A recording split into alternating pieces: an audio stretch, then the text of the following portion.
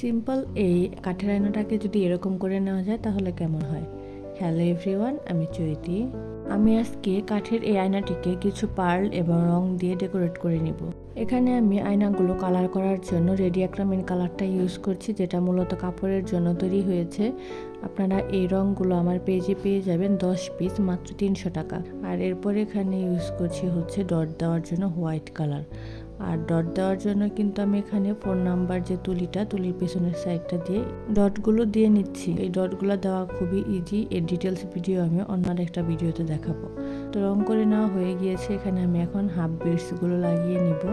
Half বিটসগুলো লাগাচ্ছি B6000 glue দিয়ে। আর এখানে যা যা দেখতে পাচ্ছেন যাবতীয় সব কিছুই আমার নিজের পেজের, আয়না থেকে শুরু করে পার্ল এবং বক্সে থাকা যাবতীয় সব কিছুই আমার পেজে পেয়ে যাবেন। তাছাড়াও আমার পেজে হ্যান্ড পেন্টিং, ব্লক বাটিকে যাবতীয় সব কিছুই পাবেন।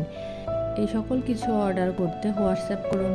এরপর আমি এখানে অ্যাক্রিলিক মনমার্টের মিডিয়াম বার্নিশটা দিয়ে বার্নিশিং করে নিয়েছি, কারণ বার্নিশ না করলে আয়নাতে ফাঙ্গাস পড়ে যেতে পারে। আউটকামটা কেমন হলো জানাবেন।